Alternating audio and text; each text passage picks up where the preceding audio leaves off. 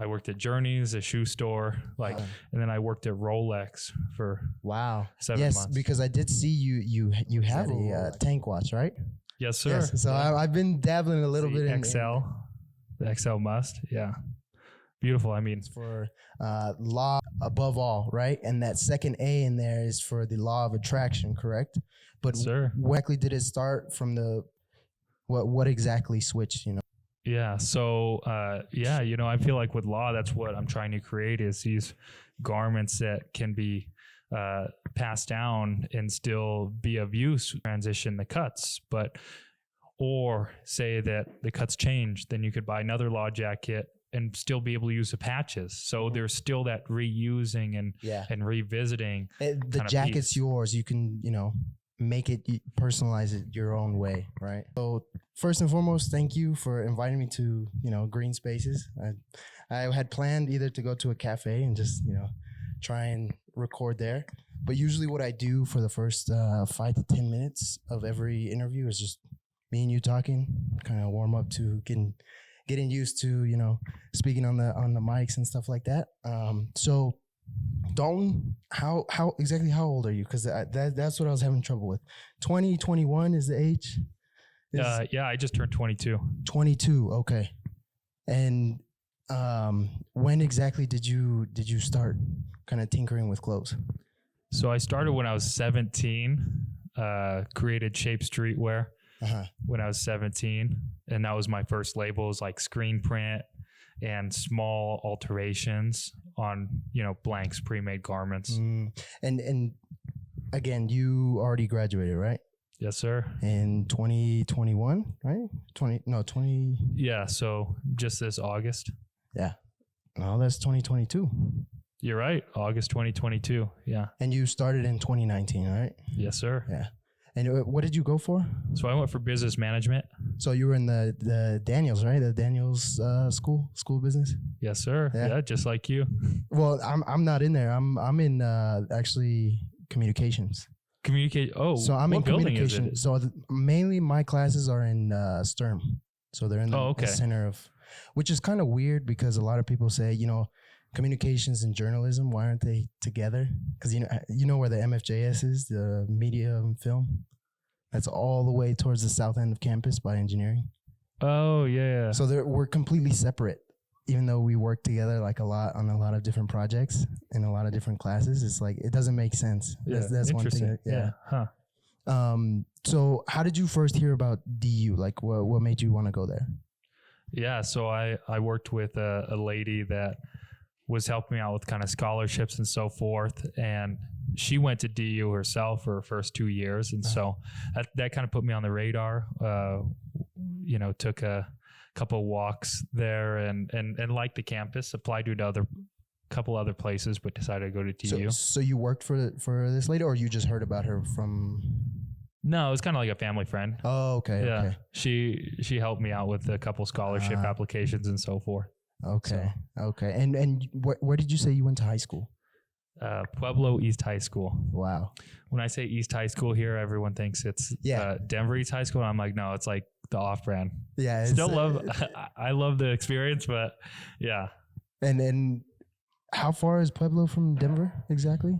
What, about an hour and a half? Oh, it's not too far, but it is, I mean, it is a little farther than the 30-minute drive or something like that, because that's mainly where my family is. Like, Commerce City to DU is about a 30 to 40-minute drive. Yeah, so an hour is... It's not too bad. It's like a 2-day. You know what I mean? It's rough to do it in one day. Mm-hmm. So, how long exactly have you been working here in Greenspaces? Yeah, so I started here in Greenspaces mid-October. And this is like your HQ, like this is your office space permanently, right? Yeah. So, a little background on what Greenspaces is it's a co-working space that was founded in 2008. And Jevon Taylor, he bought the business last year. And last year, he decided to make half of it a marketplace, carrying various local different brands. And there's also going to be a bar and a cafe. And, I knew about this and I wanted to be part of it. So I got on to help him kind of create that retail experience, because I've had retail experience in both in lower luxury, like regular to all the way to luxury. So, throughout DU, I've worked part-time. I worked at Journeys, a shoe store, like very low end, selling Vans. I worked at Tory Burch, which is mid-level women's wear. And then I worked at Rolex for 7 months. Because I did see you have a Rolex, or you bought a Rolex, correct? Yeah, so that was a Rolex I wore for a while. Right now I'm wearing a Cartier. It's what is that, a tank watch, right? Yes, sir. Yes. So I've been dabbling a little bit in kind of a little bit of fashion. But yeah, go ahead. Yeah, no, the tank has so much history. And so that's why when I was thinking of the next watch, I was like, this one. So no, it's a really nice watch. Yeah. And this is the XL Must. Yeah. Beautiful. I mean, that's something that's different from the fashion industry, because it has just such history behind it.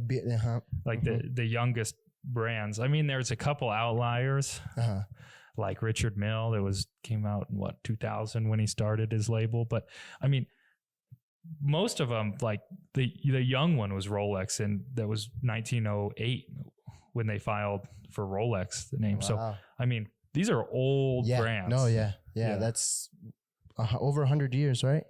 Yeah. So, geez.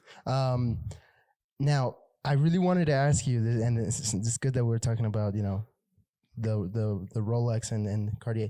Who were kind of the first? I'm asking, who were your fashion icons? Because I know I saw somewhere that you saw Supreme, and that was kind of your first inspiration to kind of do streetwear. But who was the actual designer? Because now you do a lot of fully custom designed pieces. Who kind of inspired that? Yeah, so that's good. Yeah, I talked about getting into fashion, how Supreme, it was more along the lines of like, how are they charging this much for a shirt? Yeah. And then just kind of learning the culture behind it and starting to understand and starting to value that culture. And this was in, I think, the peak of streetwear before it's considered cringy. Yeah. Like this was like the off-white belts, like the cargo inspired ones that Shape actually made some later 2018. Yeezys were still the craze. They just created the Off-White 10 collection, which like, I don't know if you remember that, but it was crazy. Like it changed the industry. And so that was such a cool time to kind of just be an outsider looking in and buying my first Bape t-shirt. And yes, Bape, that was another good one. Yeah. Finding out it was fake and all the beauties. Jeez. So again, who were, like, is there a specific designer that kind of instilled that passion or drive to kind of create something custom from the ground up? Because for me, like, I'll give you a little backstory on where, this fashion kind of just tinkering and kind of researching history was. I met this lady at a hotel that I used to work, and she told me that she used to work heavily with Rick Owens. And I was like, I really don't know who Rick Owens is, right? I was just like, oh, that's cool. She told me he was a really, prominent designer. And now I know, he's one of the greats, right? And from there I started tinkering, and I was like, whoa, like a lot of this stuff is designers are creating from custom, from, fabric, ground up fabric, and then kind of bringing it into high fashion. And from there I was like, no, these guys, they're really kind of the innovators of trying to just create something out of an idea or a vision, So I don't know if you had that someone when you were originally starting. Oh yeah. I mean, the Rickies, I mean, you can't go wrong wearing some Rickies, you know? And he revolutionized, footwear for sure, but also, some men's staples in the way that they're worn. I mean, when I started learning about it, it was a completely different atmosphere. I feel like that it is now. But I remember ASAP Ferg that created V-Lone. I don't know if you remember that with the big V's on the back. Yeah. those were crazy, and it was so cool to see a guy for that, like from nothing to then have a Nike collab that would sold out, you know? Yeah. So that was super cool. Virgil Abloh was cool with the 10 collection, like I spoke about, like that major collaboration, and you know, Kanye just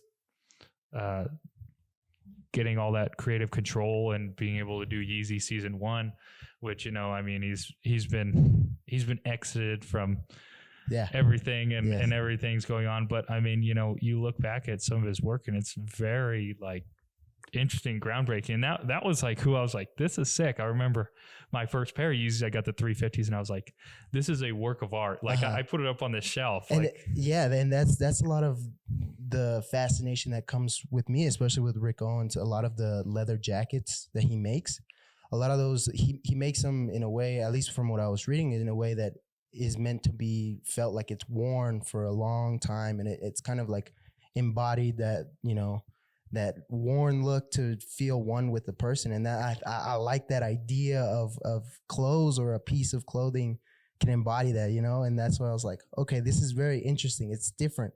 It's different from just, you know, putting any piece of fabric on your body. It's actually has a deeper meaning to it. And that, I don't know, that's, for me, that was a big draw towards fashion, and like a lot of the, you know, pieces, especially, you know, considering clothes into pieces and being a work of art, you know?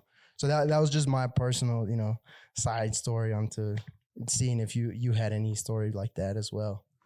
Yeah, you know, I feel like with Law, that's what I'm trying to create, is these garments that can be passed down and still be of use, especially with the Velcro patches. You can transition the way that it looks. You know, you can't transition the cuts, or say that the cuts change, then you could buy another Law jacket and still be able to use the patches. So there's still that reusing and revisiting. The jacket's yours. You can, you know, make it, personalize it your own way, right? Yeah, exactly. And we're creating these basically white canvas patches that you can color on. Oh, so you can fully create it your own. And then, you know, I mean, you could have different ones for how you're feeling. So, okay. So now that we're, you know, kind of on the topic, and so Law Designs, I know exactly what it is, right? It stands for law is, you know, above all, right? And that second A in there is for the law of attraction, correct? But when exactly, you know, how exactly did it start from the, you know, emergence of shape into law? Where was that switch? What exactly switched, you know, to create law? Yeah. So shape kind of came into fruition. It was funny because I wanted to name it Shape. And then I was at a Target line and I saw Shape magazine. I was like, shit, they used the name Shape, which is just such like a not like an obvious thing that you should look up before a company, as if other companies are using it.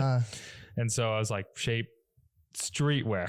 So then it became Shape Streetwear. But you know, it was just printing on blanks, and I kept hitting this barrier that, like, even some people around me were like, your clothes aren't that different. Okay. Which is like, it's true because of the boundaries that were held from screen printing and just doing small transitions. Like, I was doing interesting stuff for what I had. Okay. But I knew to get into the fashion world, I needed to do full customization. And so that's why kind of Shape stopped, because I was like, it's not working because I can't customize. So it was that barrier of, you know, you knew that you wanted to go deeper into the fashion industry, and you had that drive to, you know, kind of excel, right, and progress. But what you were doing at that time, it just wasn't allowing you to kind of, you know, spread your stride out and kind of do what you wanted, right? Essentially. Yeah, exactly. So I mean, like, and you won't get any major success if you're not different and trying new things. You know, there's a couple outliers, like talentless. I'm just kidding. So I mean, I really like to connect this about, you know, you as getting the Daniels one, which is a big achievement. At least, you know, a lot of the people that I meet, and especially me, that I know what a big achievement that is. You always seem to have this, you know, kind of idea of adaptation, not only just with law, because a lot of the patches, you can change, you can adapt your jacket the way you want, but it's similar to that same story of shape. And then, you had to adapt to this whole new type of industry of, law and, doing fully customized. But that's really what I see out of your story, especially what I've been reading online, is that it's a lot of it's built on adaptation. And you kind of mentioned this a little bit about your struggles starting off with shape, but what would you say are the first early struggles that you had with law, kind of going into that fully customization? Yeah. So the Daniels Fund, just a complete blessing in both of our lives. Yes. I guess I just learned that they stopped doing the full ride scholarship and now it's only partial, which is sad because this was a real opportunity for, people from lower incomes to kind of go up in the ranks and not have to worry about debt, especially after college. Yeah, and get because that opportunity. That's a big killer, especially now when you want to, move out and buy a home or even rent. That debt is killer. I mean, at least that what I've been understanding about, trying to live on your own. That's seen as a big red flag for, people that trying to buy homes and stuff like that. For sure. And they're a blessing, but with law and getting it, I decided to go to school for business. I didn't decide to go to school for fashion. Mm-hmm. So I needed an individual or a group to help me with the design process. And that's where I found a designer that used to work at Nike. And that's who helps me cultivate all these pieces. Mm-hmm. And we work with manufacturers overseas that create the best product, and they source materials locally to create, to lower our carbon footprint. And it really, all that process is it. I feel like it's not hard, but most people just don't do it, but really with law, that's why the idea was so perfect of having this one jacket that you could switch out. I could put all that design capital, all that money into one or two different pieces. It could be transitioned and be used for more people. Yeah, that's true. And a lot of the ideas and the designs are mainly going into the patchwork, right? Once you already have the set vehicle, or let's consider it like the workhorse, which is the jacket, right? Yeah. It's doing most of the work, but all you now have to do is just kind of work on the patches, and that's where you can really put your creative, footprint on, right? Even though the whole jacket is, it has a lot of your creative footprint. But I'm interested in this idea, especially now that I'm currently a student. I'm going back here in January. You're already done, but as of last year, you were still going to school and doing law, right? And kind of managing and working there. How did you balance the creative and the professional? Because that always seems like it's difficult for me. And even for me, I'm not, getting money for any of this, but how are you able to balance, your creative ideas and, kind of have these visions of, what you want to see in your pieces, but then also still have to make money and have to have set deadlines? Yeah. Well, I mean, here's the thing about like life is like, there's different avenues to take, and there's some avenues that are better than the others, but the avenue that I want, you have to look at the end result. What do you want at the end result? And I mean, it has to be roll the dice. So, get investors and build the biggest thing you can. And that's what I'm trying to do, Okay. So, I mean, from a balancing, I don't know, you just grind out your schoolwork, just get it done. And I feel like people in school sometimes care too much. I don't know. In what sense? What do you mean? It's like, I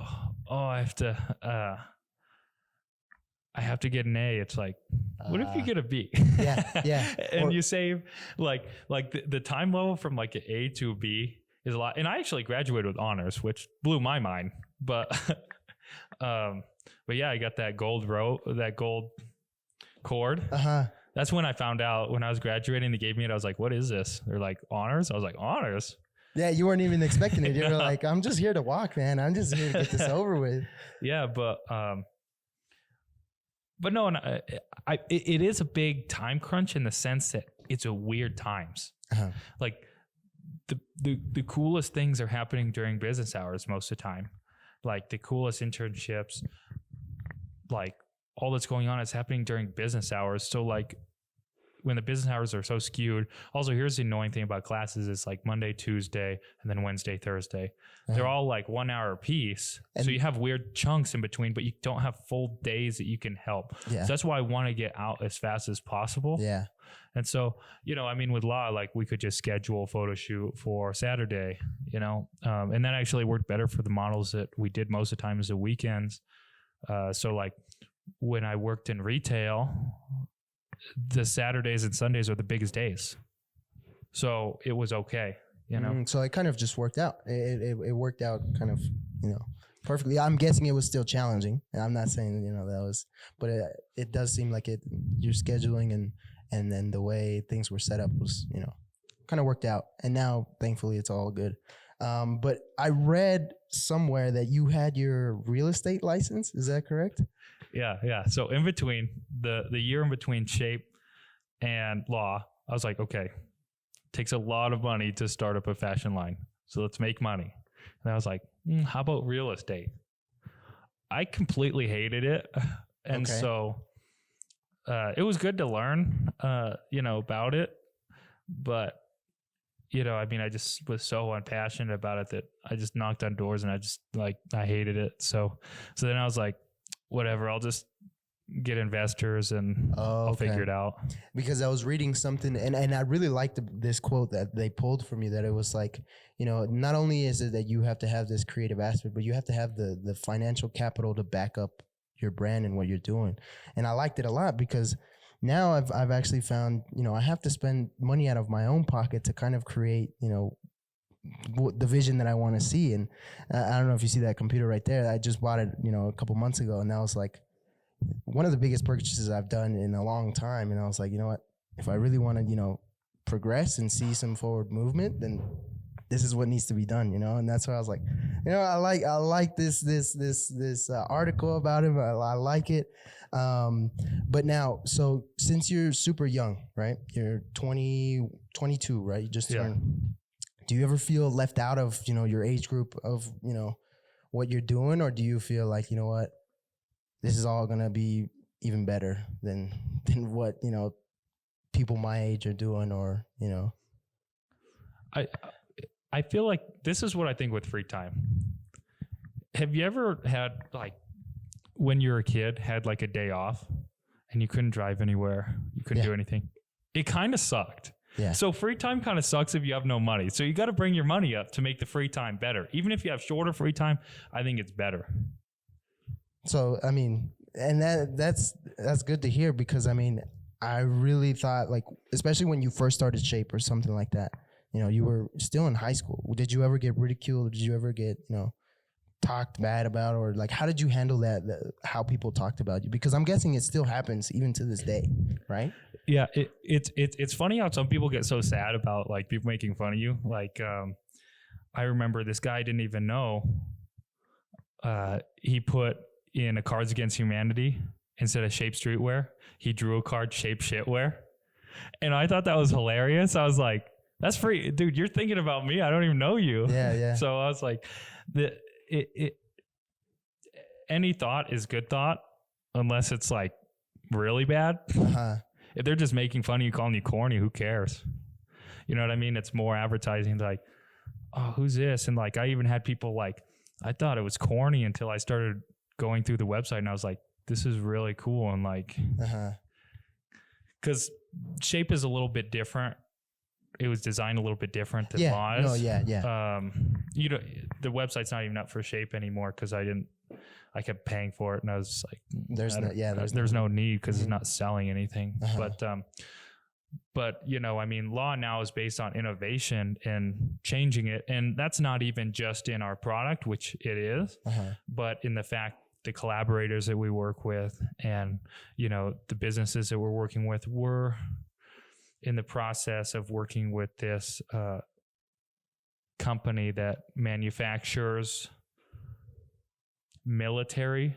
They actually create military technology. Okay. Like what they're working on is like a net shooter for wow. enemy drones. And they also have like a robot dog that goes into combat with the soldiers, and they wanted customized law jackets. I said, yes. You know what I mean? Wow. This is, so, you know, the full executive team is going to have law jackets for their next event. And also they're going to have lodge hats with the Velcro patches, customized Velcro patches for their trade shows. Wow. So, you know, partnering with that innovation and also just building it from like the patch design is our first one, but that's not all that Law is. Law is going to transform, and we're like, some of the sketches I have are just so crazy and different, just because it's pushing the boundary. Like, you see these big companies, they go into a rut and then they just start stealing young people's ideas because they can't think of, because they put themselves in boxes. So like, they have the capital, which is necessary for product, and we have the ideas. And so it's like, creating a good way to do that makes sense, but they sometimes try to steal it. Like, I mean, there was just, I think this was like 2 months ago that the North Face got sued by this small artist that was just designing these cool jackets, and they just totally ripped them off. It was just so blatantly copying ideas. So, you know, it's just forever innovation. Even if Law grows and becomes bigger, it's still going to invent and try new things. Wow. Okay. And now I was reading that, and just a little personal kind of like, you know, ideas of reading about your story of what's out there. So now that you know, seems like you're established as a brand, you know, you're doing a lot of stuff. You're actually making sales, you know. What's such the attraction to stay here in Denver? I know, you know, there's other fashion capitals and, you know, bigger cities and bigger hubs like LA, New York, even overseas in Europe. What's such the attraction to here in Denver, you know? Yeah. So first off, the climate is pretty decent for jackets. Law is an outerwear company. It started that because of an idea, not necessarily because I like all fashion. And that's another thing that I talk about is like, if you're trying to find an idea that you want to do, it's like, you should find out what you like and what the market needs. And I thought the market needed a jacket that you could switch out and change. And I like fashion, so it just works. But I got skewed. What was the question? So why Denver? Why Denver? What's such the attraction? So, I mean, good temperature for jackets. Also, I just see a bunch of creatives and I see it up and coming. If you just walk around Denver downtown and you ask, where are you from? Chicago, LA, New York. There's no people like you that are from the Denver area anymore. It's totally transformed. And so I think that it's going to keep growing, and it's a hub. And I, you know, that's why I'm excited to be a part of Rhino, especially because it's kind of the youth, the tech, you know, the ideas. Yeah. And it's very evident. I mean, Rhino has changed in the last 10 to 15 years, you know, very rapidly. Like, even me growing up, I knew the changes that are happening here in Denver. So, and I like the, you know, especially this project that I'm doing now, it's a lot of discovering, you know, what's out there, what are creatives doing? Like, now I'm roughly around the age of where, you know, other people who are creative are doing things, you know, and I found it very easy to, you know, find people like yourself and, you know, similar in very different ways that are actually just creating stuff. So now the big question, I think this is, you know, the question of, you know, the whole interview, what makes you continue doing this work? Because I know there's pressures of, you know, having investors and having, you know, all this overhead costs and all these ideas. And a lot of this is like stress and pressure that's put on you. But what makes you kind of continue working for Law besides the money, you know? Yeah. And, you know, I mean, Law is not a crazy large financial entity right now, but you know, my investors, they understand and they know that it's going to take a long time for it to come to fruition.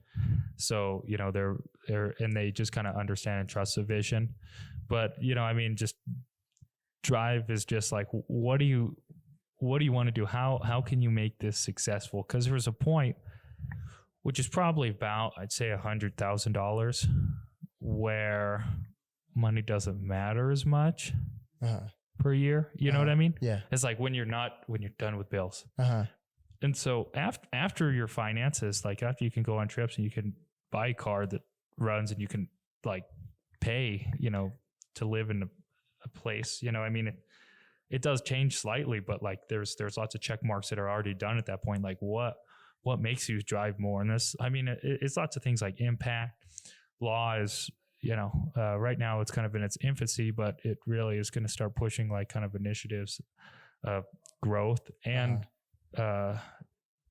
innovation, in the sense of working with people that are innovated to get resources to give to people to innovate. So, I mean, you're going to start seeing like that transition. It's like, what do you want to do in your life? That's your legacy. You know what I mean? Yes. So, like I said, there's a point where money, it doesn't matter as much. And then you start to transition to kind of what you want to do. So from what I'm hearing right now is basically you want this to be, something to be remembered by. You want, after you leave, you want your legacy to be kind of, this entity of law, or even, like you've been saying, innovation, maybe something else. But, you want to leave something behind. You want to make an impact on either Denver, Colorado, or even just your family, right? Yeah, for sure. Yeah. So, and I really like that idea, because a lot of these interviews and a lot of the film that I'm doing right now and a lot of the taping is done out of that same sentiment. I want to leave, my kids and my future generation of families with these recordings to say, this is what your grandfather, this is what your great uncle was doing, at age 20, and kind of give that inspiration, because a lot of the things that I do, especially personally, comes from, Daniel's fund, to say, there's someone that believes in me and they're investing in me, and I'm just going to go for it. Even if I fail, I'm going to go for it. Here's the thing is like you start at 17 in your mom's house, borrowing, eating her food. Yeah. If you go out in the world and you fail, you're just going to go back to the same thing. Like you're just going to go back to square one, then you can try again. Yeah. I don't get, everyone's like, oh, I don't want to fail, or like what's more secure? You having a successful business that you have full control over the finances, or you working for a company that that could drop you any second, that you don't control whether they make the right business moves to stay open, or that they keep you for how much. So in rolling the dice and starting your own thing, is that really rolling the dice? You know what I mean? So you have to think that in life. And also you have to look at like again, what you want in life. I wrote this. Some people have corny financial goals, and I do too. So, hey, no, I mean, that's what wakes you up in the morning. That's what gets you going. So, I mean, I can't knock you on that, right? If it keeps you working, I'll be, Yeah. And in 2019, I wrote like that I'm going to get a Lamborghini Aventador by the time I'm 25. Okay. And so that's another thing with the real estate is like, if I started in real estate and I worked really hard, then I could be making, if I really started a whole new franchise or whatever and all this, I could be making $250,000 per year. And then I was doing the finance. I was like, I need $500,000 to get this Lamborghini Aventador. Yeah. So why am I even trying for that goal? So why not shoot for the stars? I mean, you see like, and then you look at people that have started their own thing. I mean, that's where the real potential is. But there's potential to fail, and you'll be eating your mom's soup. So that she cooks you. So, give or take. So. And I'm interested to hear about that story of when you first started either Shape or Law. How did that conversation play out with, I don't know if you spoke to your parents like, hey, you know what? I'm kind of doing this thing on my own. And, were they always supportive? Did you always let them know about what you were doing, your creative endeavors, or? Yeah, my mom's always been super positive. It's funny because, she's always showing her friends like pictures of me in the law jacket and stuff. And she doesn't want to wear one. She's like, you don't want a fat old lady wearing a law jacket. I was like, no, Mom, you can buy one. Yeah, you can wear it. But she's been super supportive. But the part that she thought was crazy was me starting to work here at Greenspaces, getting everything and kind of starting to do my own thing, versus I just came from Rolex where, pretty decent money for an individual my age. And they really liked me, and I thought that they were great, but I just knew the next step, and she thought I was crazy, and she still thinks I'm crazy, but hey, but you're going to keep doing what you're doing. Yeah. So that's glad to hear. So how did that job come from, going from, what was it, Journeys to women's wear, and then I'm guessing Rolex after that, right? Yeah. So how exactly does that pan out, So Journeys was actually in high school. Yeah. But yeah, I went to Tory Burch because I was trying to get an internship at the North Face. I worked so hard for 2 years to get this internship, and I was at the grasp. I felt like I had an interview, and then they're like, no, which I'm like, what? So not even an interview. I got an interview. Oh, okay. And I push it. I went to Fast Signs, and I made this custom sign that instead of the North Face in their logo, it said Summer Internship 2022 or whatever. I can't remember what year it was. And I put my information at the bottom and held it out in front of the North Face headquarters here for 2 days. All day, like for 8 hours, or? Well, I got kicked out of the security the second day, but and I met some cool people on the front porch. I met like some of their like brand like ambassadors, and it was super cool. But anyway, they denied me. So then I was like, well, I'm going to learn more about fashion in whatever way this summer. So then I just walked in with a suit to a couple places. I wanted to learn about women's wear because I don't think I'm strong, and I'm still not as strong as women's wear as I am men's wear. So then I went into Tory Burch because I think they do a great job with their women's wear. And I applied for a job and I got it. So were you a sales rep, I'm guessing, or? Yeah. Okay. Yeah. So, I mean, these are $1,000 bags that I was selling. Wow. So that was a super cool experience. And then turns out that there's this whole mall culture of people stepping up in the mall. You never think about that. No, yeah. But that's a job. That's people live their whole lives in the mall, just going from one place to another. Wow. Okay. So like, let's say, for example, you start with one of these big corporate stores, like let's say Vans, Journeys, Aeropostale, whatever. And then you kind of just start stepping up the ladder of the stores that are there, right? Yeah. So I automatically got engulfed in it because some girl was leaving. She was jumping up to a jewelry store. And she's like, the last week she was there, she's like, you should work here for a couple months and then switch to another store. And I was like, what? To get more money. I was like, that's such an interesting idea. Anyway, so I worked at Tory Burch for 7 months. And what type of products does Tory Burch kind of sell? I guess you could do your sales pitch to me right now. I don't know. Well, they sell it's mainly women's wear, right? Women's wear, ready to wear, jewelry, like faux jewelry. It's nothing crazy. And then they're known for their handbags. Oh, okay. And so now I know everything about women's handbags, from like the different leathers and the different sizes, because I didn't know the difference between a studio bag and a tote bag until I got there. And so with that, devotion to your job, because I find that the same way, especially at a lot of the jobs that I've worked, not at the same level as you are, but when you start working, I'm guessing you had that drive to say, you know what, I'm going to learn something new every day. And especially because you were trying to learn more about women's wear and fashion, especially like the different types of pieces. Was there like a study, just you asking a lot of the sales reps that worked with you, like, hey, you know what, why would I sell this piece versus, this handbag, a studio bag versus how did that research, or how did that, Oh yeah, styling and so forth. And the other cool thing about working retail is like you see the ground floor. You're the soldier for these big brands, so you understand why the consumer buys something versus not buy something. It's super interesting just seeing the way that people appreciate and feel product and why. And so, after Tory Burch, I got bored. Okay. So how long had you been working there? 7 months. And that's quite a bit of, quite a bit of time. So, and I was working a good amount there, Mhm. during school. I was working I think Part-time shift, 20, you said? 30 hours. Yeah.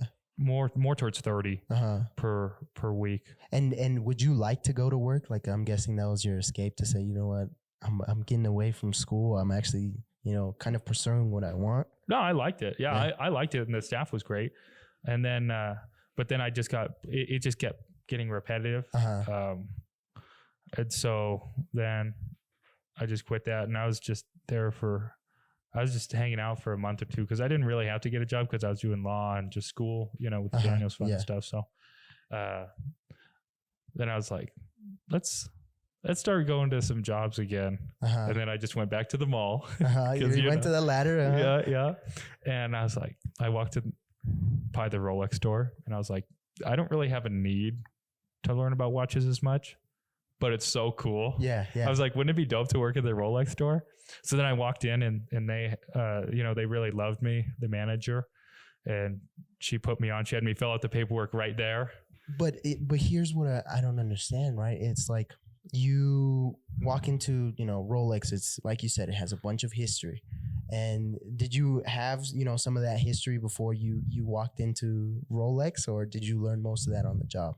No, they liked that I worked at Tory Burch because it was like an entry level, and she just hired another person that came from Tory Burch a while ago. So she's like, yeah, you guys do a good job. So you kind of understand it, and you'll learn the watch stuff. But I think it's very much being personable and being a good salesperson. And you're selling a story. It's not... I mean, Rolex has transitioned to a luxury brand. It first started out as kind of a utility, like you buy this watch because it's waterproof and it'll be like good. Timex, that's that same idea. You buy a Timex or a Casio, they're reliable watches. Yeah, it's that they transitioned kind of in the 70s near the quartz crisis to being a luxury and marketed towards that. And so you're not selling the individual materials, you're selling a lifestyle, you're selling a look, so. And then all of that was learned, a lot of the basis of that was, learned from Tory Burch, but the history and all of the back end was learned on the job, which is really cool, Well, and they sent me to a training in Dallas. Oh, wow. So there's a service center for Rolex in Dallas. It's a beautiful architectural building, and I stayed at a 5-star hotel and ate as much Ocean's Prime as I could eat. So and I saw that you have an affinity towards architecture. Do you have any architects that kind of just speak out to you? Oh, the most generic one, Mr. Frank Lloyd Wright himself. There you go. Yeah. I mean, one of my friends, he got me a book of his I think it was just his houses. It might have been, but he does a lot of different type of work as well. Like I think even furniture as well, right? In a lot of his houses, he would design everything for his houses. He designed the furniture. He would design the lifestyle, the way it should be lived. He even designed the dress for Miss Roby for the Roby house. Wow. That she could wear in the house. Wow. That's crazy of an architect to design a dress for the lady. He actually formed, so the utilitarian puffer and the utilitarian rainer. The word utilitarian was actually kind of coined by Frank Lloyd Wright in his attempts to democratize art and design. He never really got there. You could see in his sketches, he built literally full communities, but was never able to do it because he was in himself a luxury designer because his work was so good that people paid more. Yeah. You know what I mean? Yeah. So he could never really democratize it. And so that's the cool thing about laws. Like, I was just working with a manufacturer and they just did not get one of the parts right of the jacket. And I was like, I don't understand. I can't say it any differently. And, the designer that I'm working with, she's like, Dalton, you're creating couture level garments in regular factories, there's going to be a jump. Yeah. So, it's in a sense for me, that's why it's called the utilitarian rainer and the utilitarian puffer. We're creating luxury style garments for a low price point. Yeah. And I see it right away, especially now that I'm, in, the same presence of it and actually getting able to see it and feel it. It's not like the jacket that I have, a commercially produced Eddie Bauer or a North Face or anything like that. It has a different, feel and a different look, especially when you first look at it, it's completely different. Yeah. Completely different. In both those brands, lots of these brands, they're pure sport. Hiking, skiing, snowboarding. Law is completely designed for lifestyle, which is unlike any of those brands. Yeah. There's no pull cords. The way that it flows, it's lifestyle. And so I think that's kind of a way that Law differentiates itself from those brands. Yeah. So. Wow. Okay. Well, I believe I'm all out of questions, and let's check the time. We've been talking for and yeah, I think we can end it here. But